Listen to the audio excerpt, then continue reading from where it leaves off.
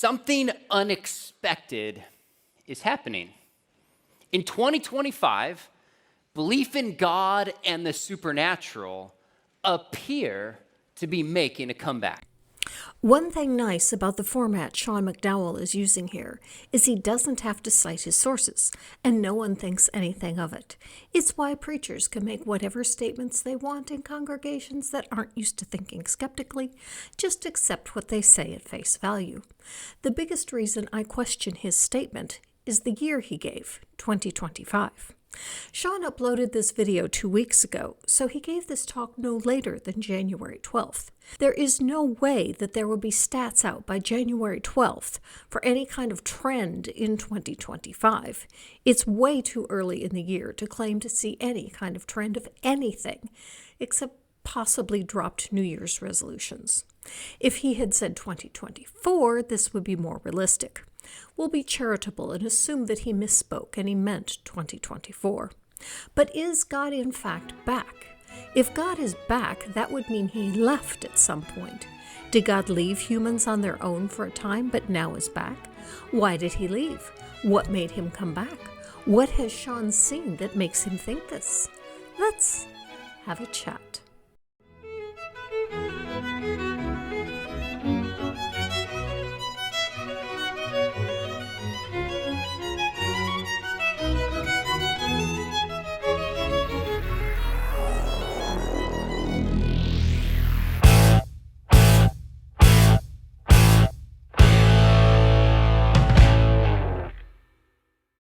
Hello and welcome. Thank you so much for joining me, and especially to my patrons and channel members. Okay, Sean, is God back? And if so, which God? Now, if this were true, why would this be unexpected? Let me take you back to the middle of the 20th century. There was a movement called the Death of God coming out of the Holocaust, and in light of scientific advancements, it was proclaimed by many theologians and philosophers that God was out of a job. Hence, in 1966, Time magazine had an iconic cover asking the question, is God dead? So God left in about 1939, and people came to realize it by 1966. That sure doesn't bode well for your God. If your God was gone for 25 years before people even noticed enough to be asking the question of whether he was dead, makes one wonder if your God was ever doing anything noticeable in this world. This morning, I went into the bathroom to check on my husband to see if he was okay because it was 8 a.m. and he's usually done by 7:30 a.m. It took me all of 30 minutes to notice there might be a problem. He was fine, by the way. He just decided to linger in the shower a bit today. You people claim this is your best friend. You claim to speak to him daily, yet it takes 25 years to notice that you haven't heard anything back. Don't you think this might be a one-way relationship? Time did a follow-up piece recently on it being 50 years since that iconic article. In it, Lily Rothman points out that when the original article was written, 97% of Americans believed in God. In 2014, that number had dropped to 63% who believed with absolute certainty, and in 2022, it was less than half. In the last 50 years, there is still nothing that people can point to with certainty to indicate that a God is alive and active in this world. Sure, there are people that will tell you stories of personal experiences that they attribute to their God, but there's nothing that any of them can demonstrate could not have happened but for a God doing it. They believe that a God did it, but that isn't the same. The most common one you hear is how God helped a person kick a drug habit, and if that's what it took for them, I'm happy for them. But when we look at the process, first we see that there were sponsors, meetings, and accountability, none of which were attended by any God.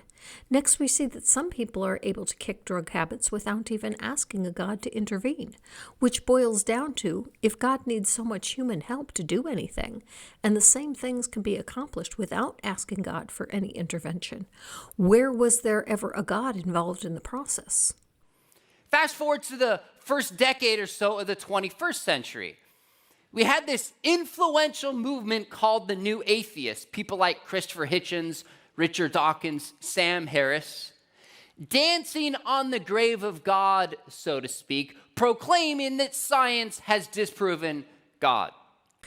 I don't know that science has disproven God, nor do I think Harris, Dawkins, or Hitchens ever made such a claim. At least, I didn't find that statement attributed to any of the three when I searched. In fact, Sam Harris has said quite the opposite, that whether God exists or not is a question about which science is neutral. Science is about studying the natural world around us. If there were a God and that God was not natural, it would not be something that science would even be interested in. But if that God acted on the natural world, doing things that were measurable, quantifiable, and falsifiable, then God would enter a realm to be studied by science. The reason people see science as disproving God, even though it doesn't, is much of what people used to attribute to acts of God. There are natural explanations for what they are. If your God is nothing more than a mechanism to explain gaps in human knowledge, as knowledge progresses, the gaps for God to fit in get smaller and smaller. The discipline I see as the far greater threat to the Christian God is history. As the apologists, like Sean, continue to focus on science, they fail to see the challenges to the existence of a historical Jesus being raised among historians. Historians like Thomas Brodie, Richard Carrier, Ralph Lataster, Robert Price, Philip Davies, and 39 others that Richard Carrier has listed on his blog. All scholars with relevant PhDs that have written on this subject that no longer find historical evidence that Jesus even existed as a real person. I don't think the question that Christians will be addressing 50 years from now will be, is God dead? But rather, did he ever exist at all? In his book, God is Not Great, Christopher Hitchens said, religion has run out of justifications. Thanks to the telescope and the microscope, it no longer offers an explanation of anything important. Let's look at that quote in context. It's on page 282. The late Stephen Jay Gould generously wrote that science and religion belong to non-overlapping magisteria. They most certainly do not overlap, but this does not mean that they are not antagonistic. Religion has run out of justifications. Thanks to the telescope and the microscope, it no longer offers an explanation of anything important. Where once it used to be able, by its total command of a worldview, to prevent the emergence of rivals, it can now only impede and retard, or try to turn back, the measurable advances that we have made. Hitchens isn't saying that science has disproven God. 2 sentences before this quote, Hitchens makes that clear. Rather, he is making the observation that scientific discovery has brought us to the point that religion no longer explains anything of importance. It doesn't explain where people come from, where the world came from, or why there are storms. Sean, if you think your religion explains something of importance, what is it? How does your religion explain it? You've also maybe heard of the movement of nuns, N-O-N-E-S, over the past decade or two of Americans no longer describing themselves by their religion. This is a mischaracterization. The nuns are people who are not religiously affiliated. They might be atheists, but they might fall into other categories. Many consider themselves spiritual, as they believe in some form of the supernatural. But it's not that they are Baptists, but call themselves nuns because they don't describe themselves by their religion. It's that their religious views don't fit into any of the categories given as options. Most of them have made up whatever religious beliefs they have, and those beliefs are personal to them. They have no organized religion, as they don't hold the same views as anyone else. One could understand the claim that God is out of a job, but I think this proclamation is short-sighted. And in fact, I think some evidence is emerging that, in fact, maybe belief in God is experiencing a resurgence today.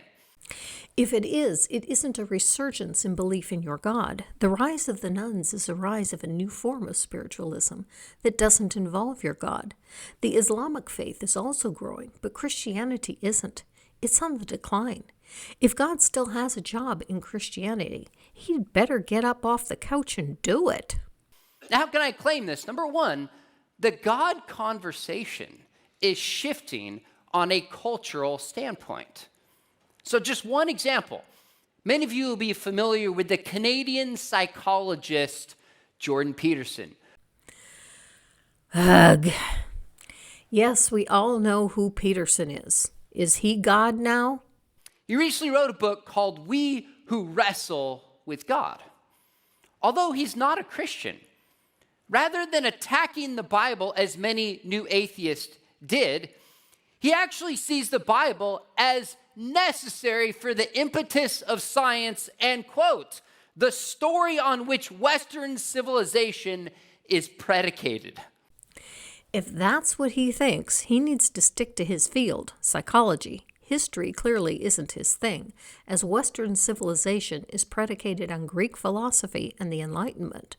Christianity fought tooth and nail to stop the advancements of the Enlightenment, but ultimately failed as the scientists were not only right, eventually their discoveries could no longer be denied by the church. Scientists like Giordano Bruno, who the church burned at the stake for teaching heliocentrism, Copernicus, Newton, Galileo, and so forth, the church wasn't friendly to any of their work. This is exactly what Hitchens was getting at. And for Peterson to say that Christianity is the basis of Western civilization is to miss that we have our civilization despite, not because of Christianity. Other thinkers, Barry Weiss, Tom Holland, and even Joe Rogan on his podcast, having an openness to spiritual things.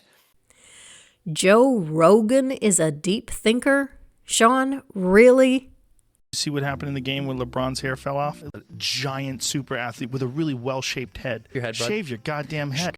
Second, we've seen some high-profile conversions that were completely unexpected. Just one example is the name Ayaan Hirsi Ali. Now, she grew up in a fundamentalist Muslim background, fled her place of birth, understandably became an atheist, and partnered with the New Atheists. But in November 2023, she wrote an article with the title, Why I Am Now a Christian. And in that article, she says nothing about Jesus, nothing about believing in any of the tenets of the Christian faith. Rather, she sees value in the traditions of Christianity, and she went through some personal tragedies that left her asking about the meaning of life. She says she found answers to that in Christianity, but she doesn't tell us what these answers are. If that's what Christianity is, a set of traditions that give one comfort in times of personal crisis, and helps you find meaning, fine. But what's all this stuff about Jesus if he's unnecessary or even irrelevant to the Christian faith? If what Allie believes is Christianity, then most Christians have the faith completely wrong. And is outspoken about her faith and the necessity of Christianity, in a sense, to save civilization. Note the in a sense. Her Christianity is a form of Christianity in a sense, certainly not the sense that you see it to be.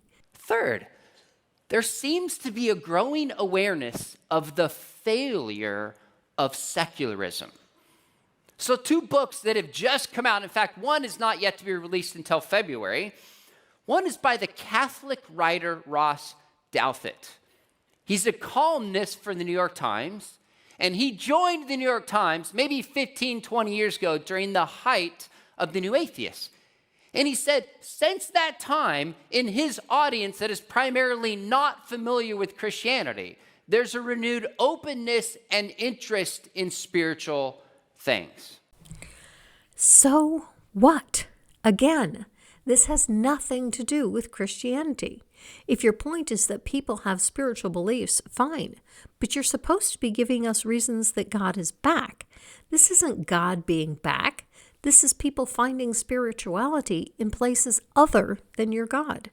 All of the reasons you have given us thus far seem to be you trying to fit your God into the various trends of spiritualism. Yet in most cases, none of these have anything to do with your God. If they did, one should see evidence of your God's involvement. Yet we see none of that. If your point is that your God put these ideas into people's heads, can your God do such things? And if so, why doesn't he put more useful things into people's heads, like the cure for cancer or how to end world hunger? Your God is supposed to be omniscient. Why not share some of his useful knowledge?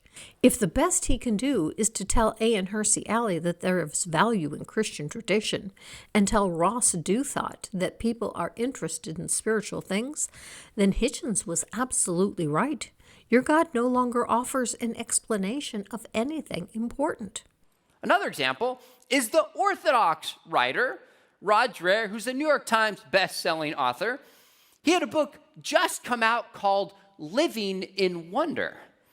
And he talks about how the explosion of interest in UFOs and psychedelics actually points towards a deeper spiritual void that secularism cannot meet.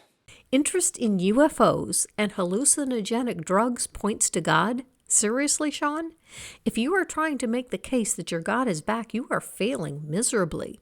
If the best your God can do is to put some lights in the sky, lights that usually turn out to be drones, weather balloons, or small aircraft, that your God had nothing to do with putting into the sky, and that's the best your God can do to announce he's back, your God is profoundly inept at communication.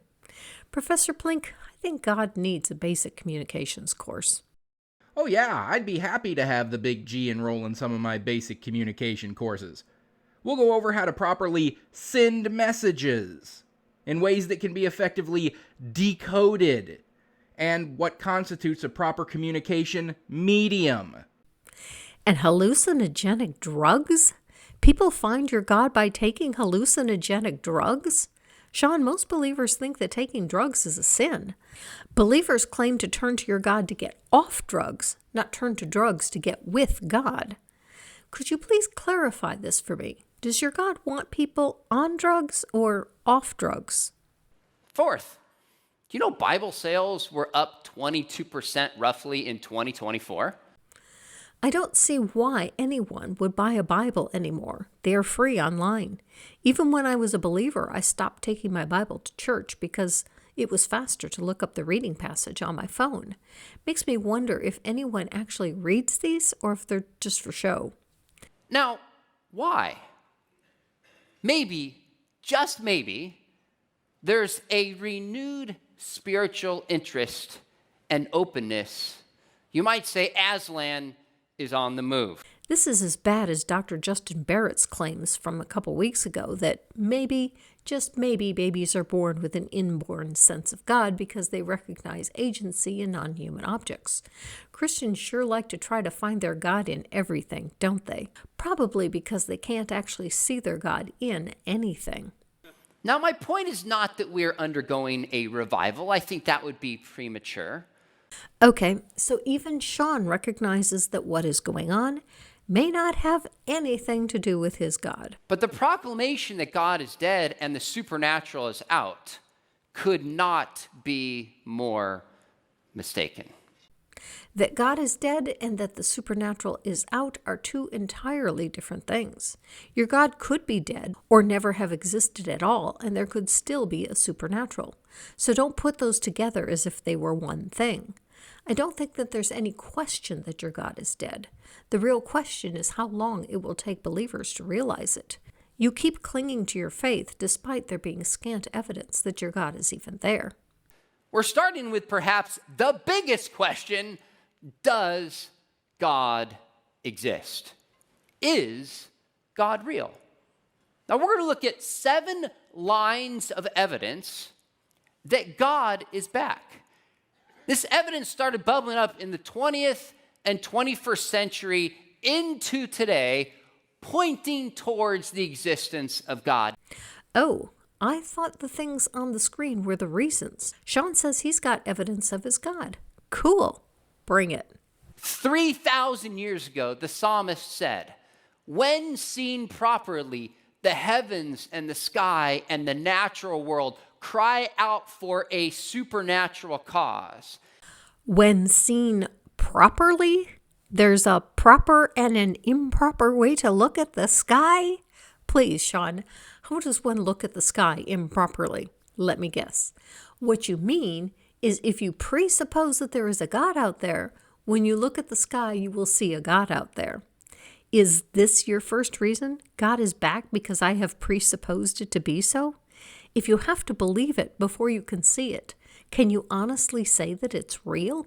So we're going to look at 7 lines of evidence from history, philosophy, and science that not only point towards the existence of God, but arguably the existence of the Christian God.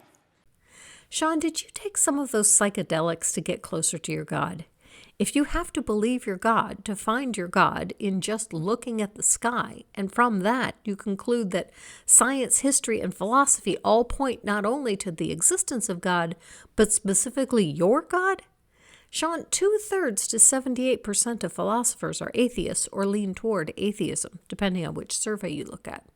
If philosophy pointed toward God, and specifically the Christian God, the majority would not be atheist. Scientists also are far less likely than the general public to believe in God. I couldn't find any stats on what percentage of historians are theists, but considering mythicism, the belief that Jesus may never have existed as a historical person, is beginning to gain acceptance among historians. This could not be the case if Sean's claims were true. Can he back his claim? Evidence number 1 that God is back is the discovery of the beginning of the universe. Wait, what? Someone discovered the beginning of the universe? Sean, please reveal this as the find of the century. Did God give you video footage of himself making the universe? Did you find a planet that said, "Made by God," on it? What did you find? At some point, if something exists, we need an adequate cause for its existence. Okay, Sean, perfect. Let's apply that to your God. If your God exists, there must be an adequate cause for its existence. We have no such cause, therefore your God does not exist. Cool. Thanks for proving the non-existence of your God. Now, you might recognize the name Antony Flew. For 5 decades, basically shaped the atheist agenda in the West. There's an atheist agenda? I didn't get the memo. What's the agenda? In 2007, he wrote a book that, to say the least, shook up things in the culture, namely called There Is a God, How the World's Most Notorious Atheist Changed His Mind. And one thing he talked about in this book was that when he started in his life in academia, the science seemed to point away from God. But as we made a range of discoveries, it seemed to point towards at least some super mind behind the universe. And he said this. He said, when I first met the Big Bang Theory as an atheist, it seemed to me that the theory made a big difference because it suggested the universe had a beginning, and that the first sentence in Genesis, in the beginning, God created the heavens and the earth, was related to an actual event in the universe. As long as the universe could be comfortably thought to be not only without end, but also without beginning, it remained easy to see it as a brute fact.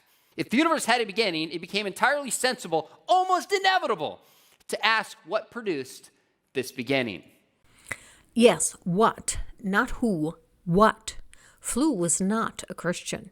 He did convert from atheism to deism. He came to believe that the world was made by a what, not a who.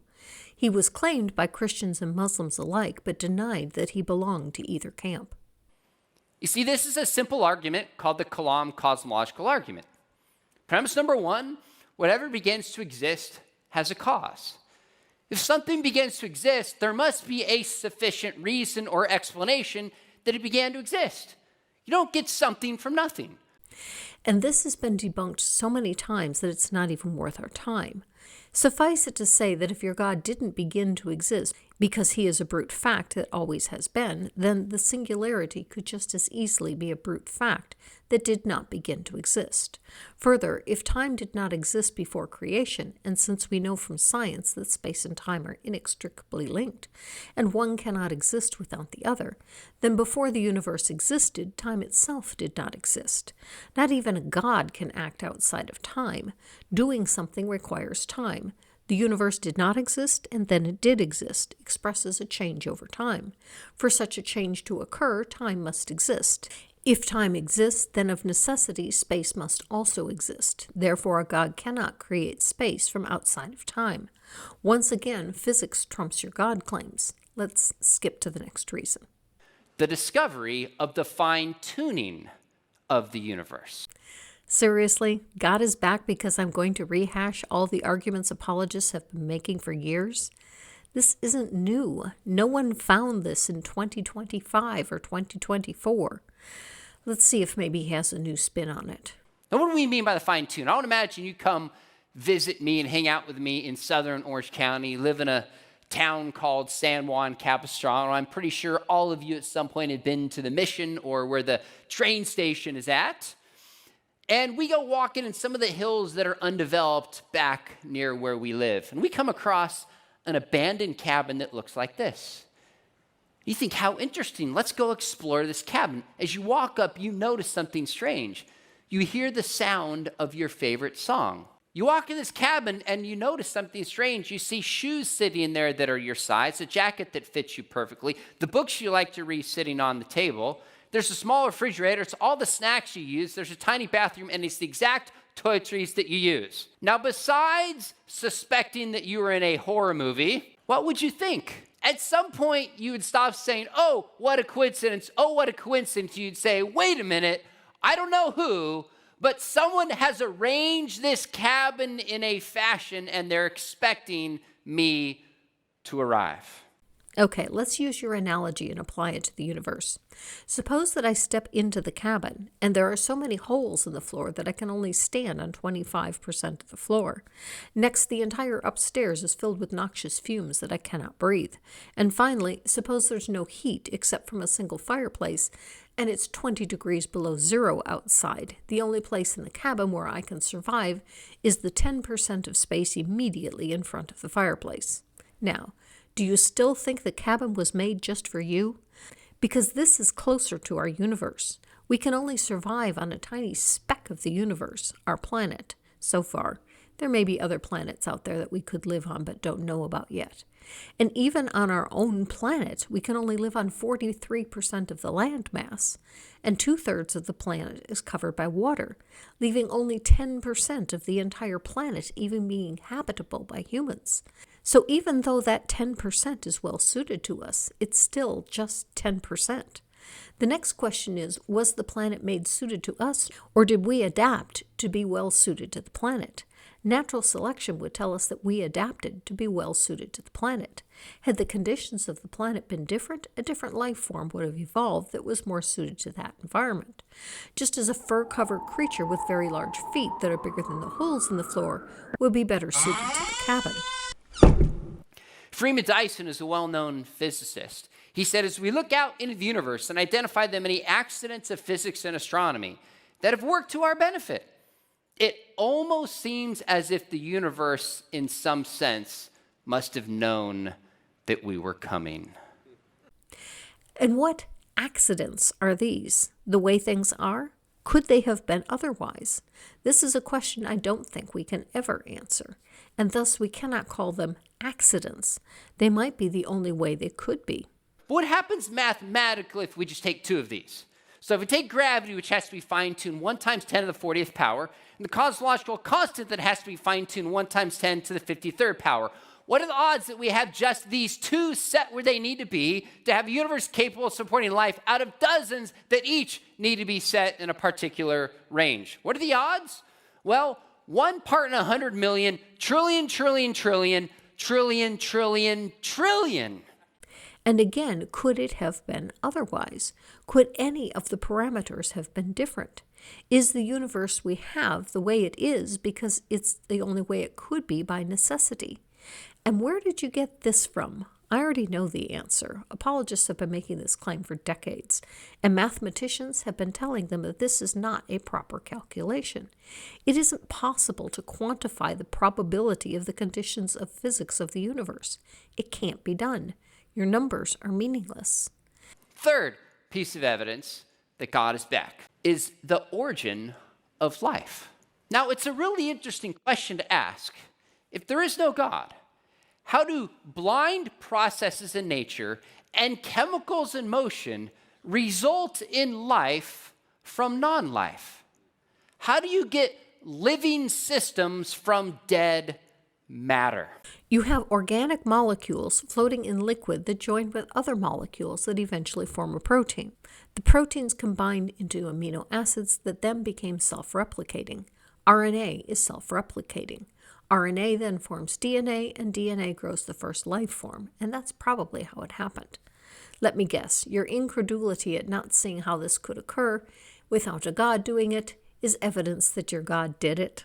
Now, there is no known natural explanation of how that could occur. I skipped a bunch where he tells us about how complex DNA is and how many cells there are in a body and how much information DNA is capable of storing. He's technically right. We don't know for sure how abiogenesis occurred. We haven't proven the mechanism, but we have some good hypotheses that are yet to be disproven. But Stephen Meyer, a philosopher of science trained at Cambridge, he said, whenever we find information and trace it to its source, we find an intelligent mind. If a text is legible, we find a texture. If you read a blog, you trace it back to a blogger. If you read a book, you trace it back to an author. Walk outside and the clouds say, drink Coke. None of you would say, yep, that happens when a storm is coming from the east. It'd be a mind. When we look in the cell, what do we find? More sophisticated information than anything humans are close to creating. The best explanation is the information in the cell points to an author of life. Not really. This is just the watchmaker argument. When you find man-made things like books, blogs, or texts, these are things that humans make, so of course you expect a human to be behind them. If you find dog prints in the sand, you don't conclude that they must have been made by a mind. No, they were made by a dog. Does the dog have a mind? Sure, but the dog's mind didn't make the prints. His feet did. When it comes to natural things, we can point to the origin of the thing we are looking at. Like if we are looking at a flower, we point to the seed as the origin of the flower. But what is the origin of the original living thing? We have no experience with that. We cannot claim it came from a mind, as we don't have enough information to know that. It isn't analogous to man-made things like blogs or texts, because it isn't a man-made thing. The best answer is we don't know for sure, but there are natural processes that point to a natural origin. Fourth evidence God is back is the origin and nature of consciousness. Not long ago, I invited a young atheist, African-American, libertarian thinker onto my YouTube channel for a conversation. You might recognize the name Coleman Hughes. He's since become a commentator. I've seen him on CNN, best-selling author, really a brilliant thinker. We talked about race, talked about culture, and we also talked about God. And I asked him a question I would invite you to ask your non-believing friends. And it's this. I said, is there anything about the universe that gives you pause as an atheist and suggests to you there might be a God? I also like mine. Why do you think your God is real? Some believers don't like that question. They claim that they don't think their God is real. They know it. But when I ask them how they know it, they really don't know. They just know that they know. And of two things, one, he said, consciousness. He said, it baffles me how you can get this conscious or self-conscious being through matter alone. I can't answer that one either, but I do know this one. Many animals have consciousness. Some arguably do not. Plants do not have consciousness, as best we can tell. Yet they evolved from the same one-celled organisms that we did. Why did we get consciousness and they didn't? It's why my favorite high school quote of the day was, "Human beings are a creation of water to facilitate its movement from place to place." It's fun to think about whether it's possible that water has consciousness and that we are simply incapable of measuring or understanding it. It's entirely possible that plants have consciousness and that, again, we simply don't know about it. My Thai basil plant will move towards the sun if I move it. Is that a conscious effort?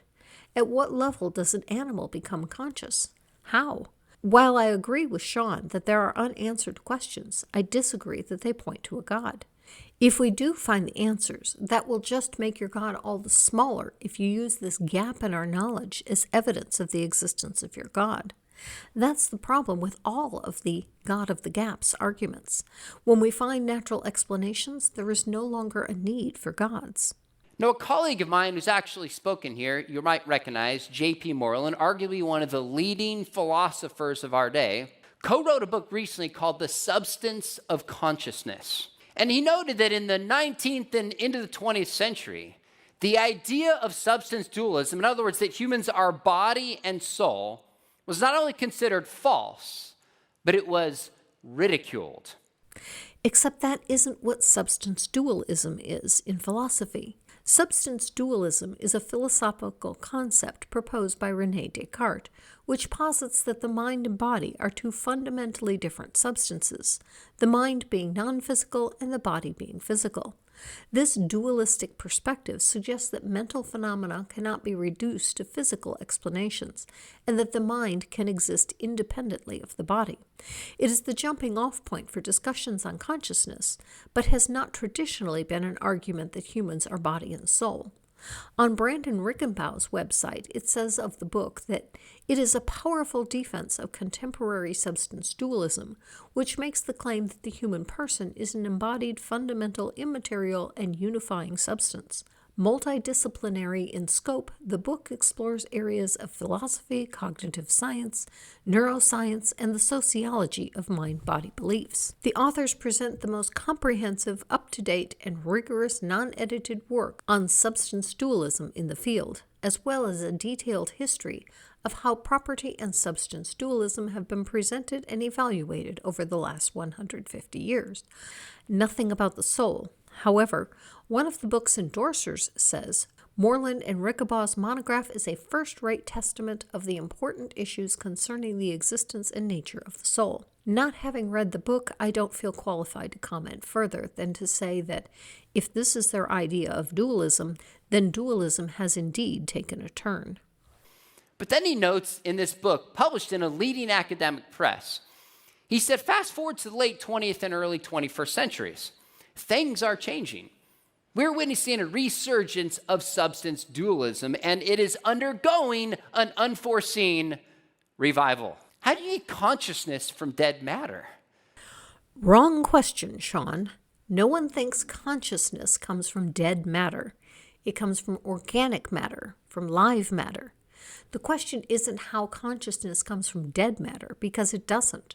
Water doesn't have consciousness. The question is, at what level does it arise in live matter? There is evidence of slime mold making choices. Is slime mold conscious? And if consciousness arises from a soul, do dogs have soul? Does slime mold? So think about pain. What is pain? You can't explain pain through physical terms alone.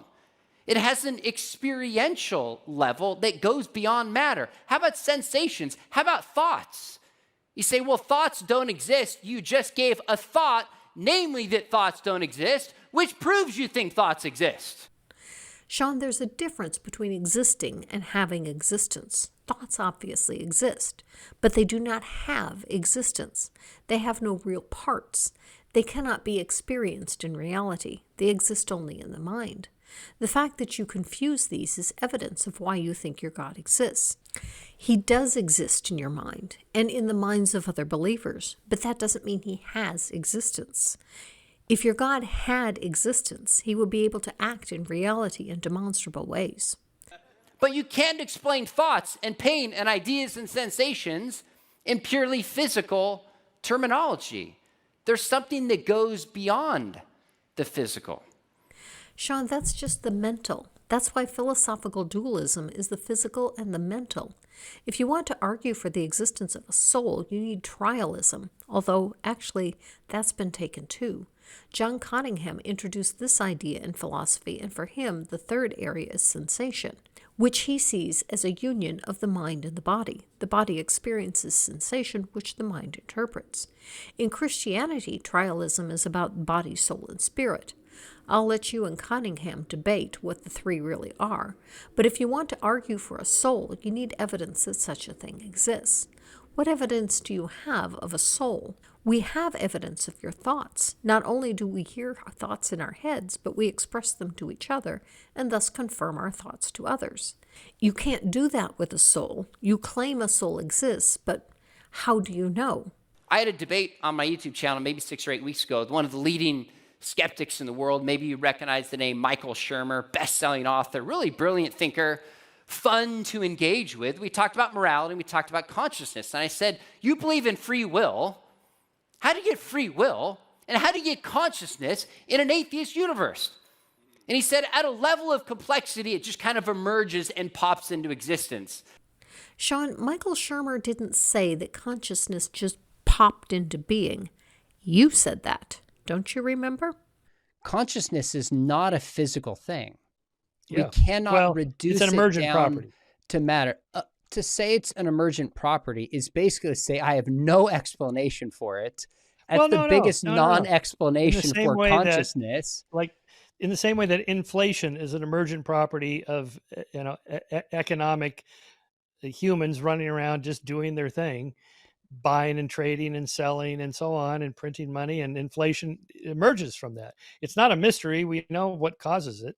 And we can do something about it and so on. It really exists, but it doesn't exist in the atoms. You're not going to find it in the physics equations. It doesn't exist there. Okay, but inflation has no causal power. That's a term that we use in economics to describe that prices have actually gone up. It's a useful term. Whether or not it really exists is a debate we could have. But just because things like inflation can emerge or things like wetness can emerge is miles and miles and qualitatively different from an agent emerging that doesn't just have bottom-up causation, but has top-down causation that can now think and reason and weigh and evaluate and choose to do A as opposed to B. Emergentism is basically just say, well, it popped into existence. We have no explanation for it. And if you said, well, I think you said, hold on, let me make this point and then jump. Shermer said we don't know, similar to what you were saying now. Where you go wrong is twofold. First, we are not dead matter. Animals are not dead matter. Even plants are not dead matter. Consciousness arises not from dead matter, but from living organisms. How? I don't know, and you don't either. To say God did it is no more an explanation than it emerged, it developed. Unlike eye evolution, where we can see and study the different stages of development, we can't do that for consciousness. We can't measure consciousness. Which animals are self-aware and which are not? I don't know, and you don't either. Why would your God gift consciousness to some living beings and not others? Why does that consciousness result in a system of morality for some beings and not others? We can clearly see moral behaviors in some animals. If this arises from having consciousness, this might be the beginning of how to measure consciousness. Is self-awareness different from other awareness? Finally, if morals come from consciousness, Michael Shermer did say that you don't get your morals from your God. Christianity itself, or the Judeo-Christian worldview, was affected by that. It went through the Enlightenment and came out the other end much more tolerant and liberal and so on. The people before that, Christians before that, would not be speaking the way you're speaking. You know, they thought nothing of, slavery was perfectly understand. Everybody did it. The only problem was just as long as it didn't happen to you. And I can't say honestly that if you and I lived 500 years ago, we wouldn't be saying, yeah, of course slavery is natural and that's the way it should be for those people. And, the way Christians treated the Jews and thought of Jews all the way up until really pretty recently. So what I'm saying is that the stuff you're saying now that you think you're deriving through your religion, I'm arguing you didn't. If your morals arise from consciousness and you don't get your morals from your God, should it not then follow that you don't get consciousness from your God as well? To say that consciousness comes from God just because there's no naturalistic explanation for the origin of consciousness is a God of the gaps argument.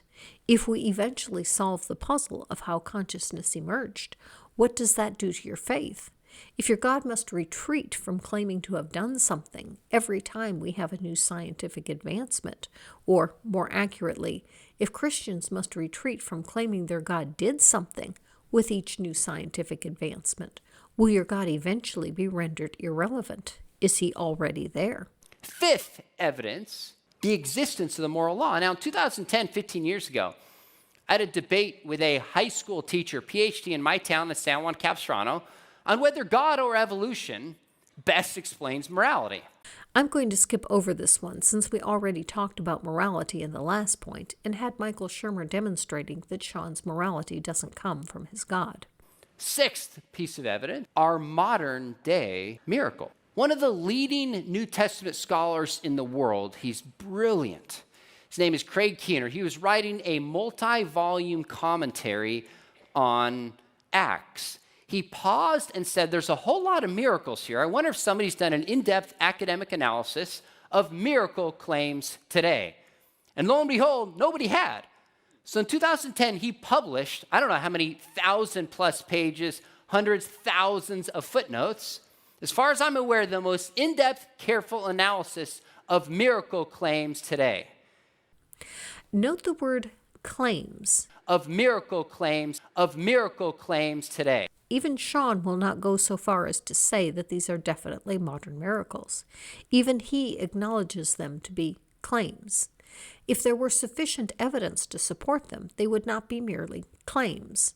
Without sufficient evidence to support them, we have no reason to think that they are miracles. But what does Sean even mean by miracle? I'm assuming he means supernatural, not merely amazing or stupendous. Let's see if he clarifies this.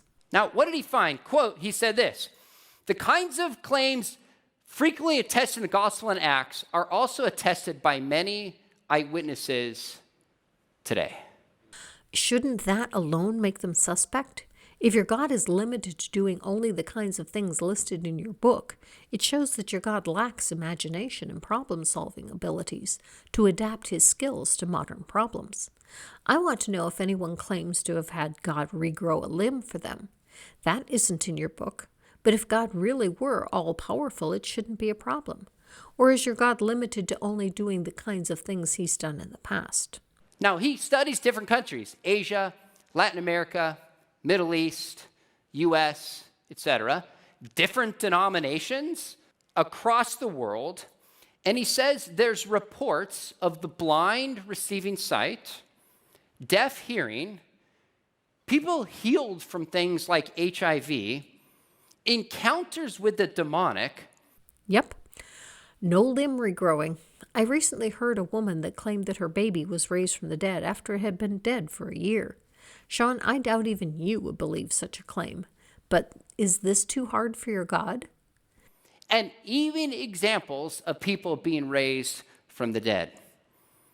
He said hundreds of millions of people alive today believed they have personally witnessed or experienced the miraculous. Do they think they have experienced the supernatural or the extraordinary? Was that made clear in the survey? What kind of miraculous thing did they experience? How many of them thought they saw a ghost? Sean, I doubt that you believe in ghosts. According to Pew Research, 18% of Americans say that they have seen a ghost. There are 333.3 million people in the U.S. 18% of that is almost 60 million people. And that's just the U.S., and that's just people who have seen ghosts. Sean, your data is far more mundane than you think. He says, okay, I'll be conservative.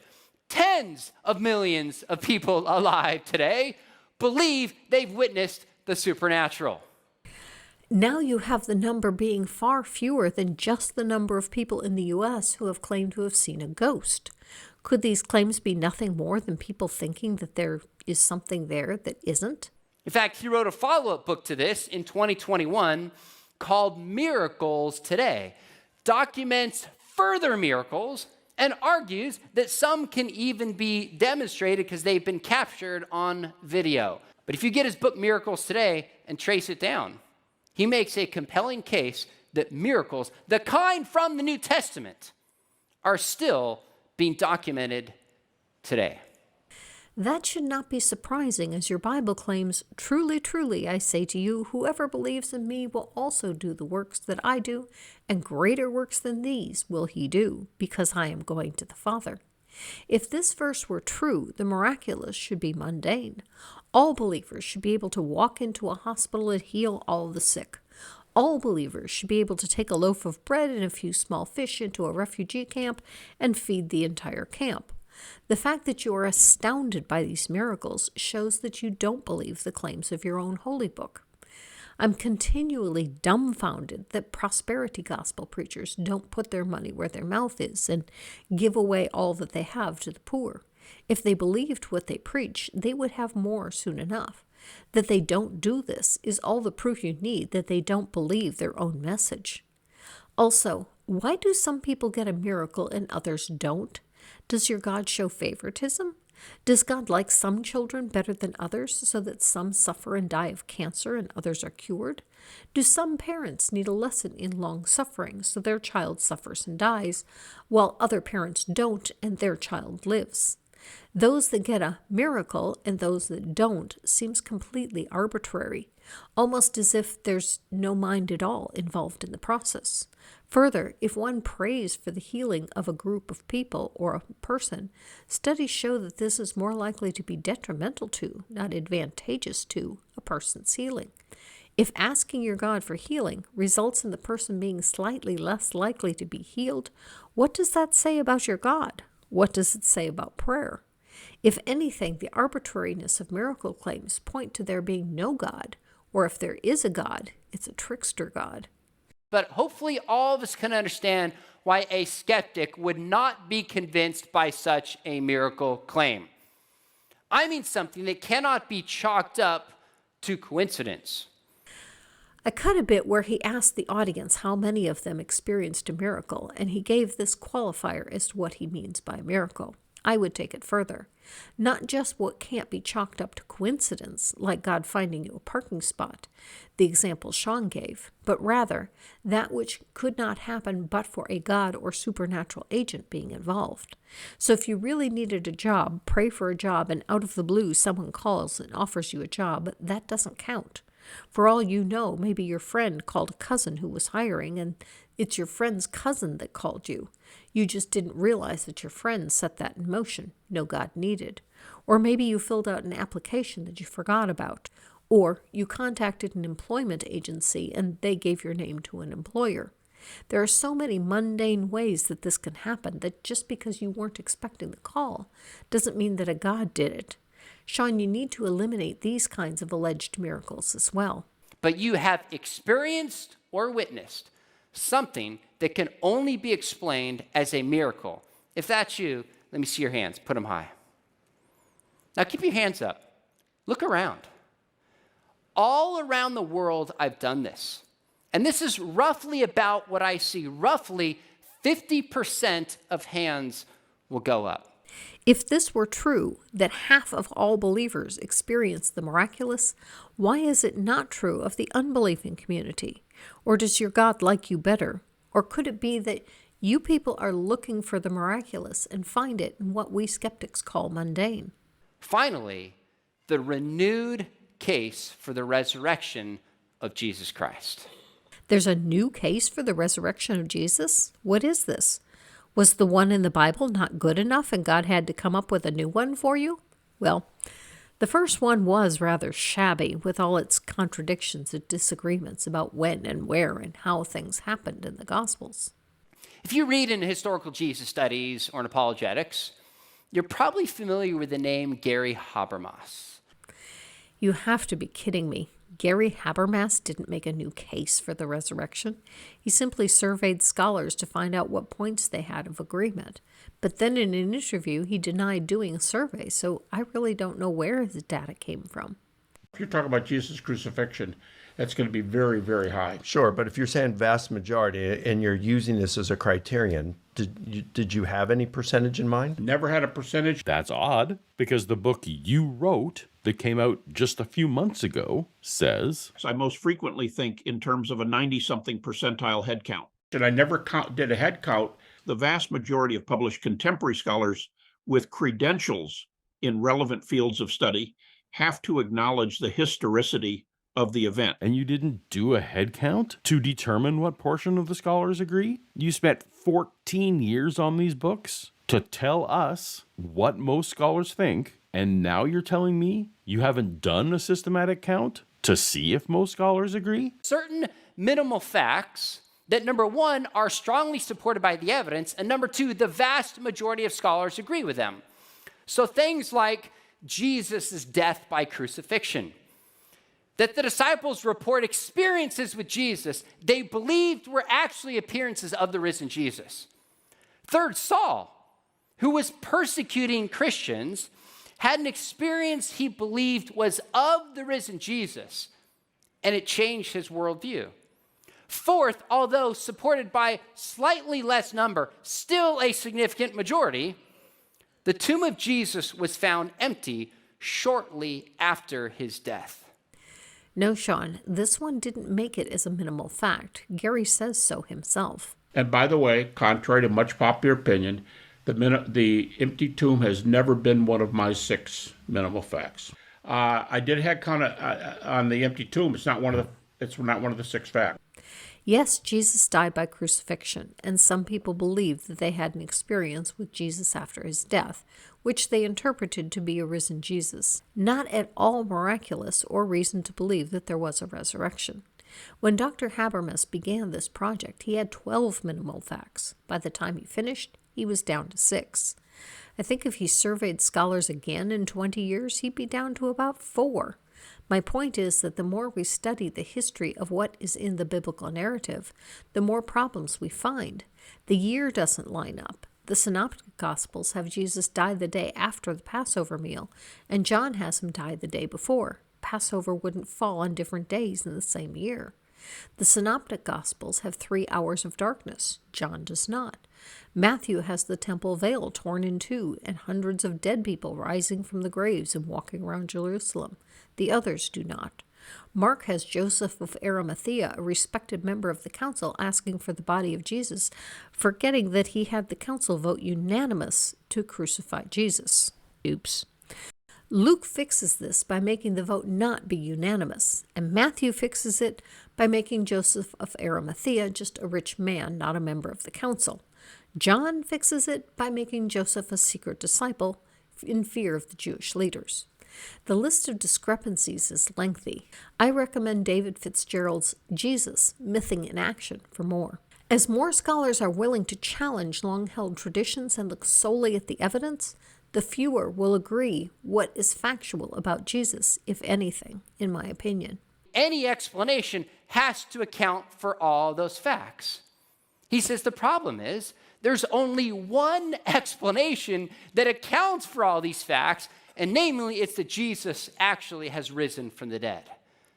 An alternative that also explains the facts is Paul Agea's minimal witnesses theory, which was evaluated by Bart Ehrman and found to have sufficient scholarly merit that it was featured in a blog post of his. It doesn't account for an empty tomb, but again, an empty tomb was not one of the minimal facts, according to Gary Habermas. I think the cumulative case that God is back is compelling. If God is back, that means he had to have left. Where did he go? How long was he gone for? Why did he go? And why did he come back? Now, I don't think Sean really means what he is saying. He doesn't mean that God is back, but that people have a renewed interest in spiritual things. And he is right. There are signs of that, but not in the sense that he means it. There is no renewed interest in Christianity. In fact, just the opposite is the case. Rather, there's a renewed interest in ghosts, UFOs, and the paranormal, things that don't interest me in the slightest. But the way Sean has phrased his sermon title shows just how desperate Christians have become to find their God.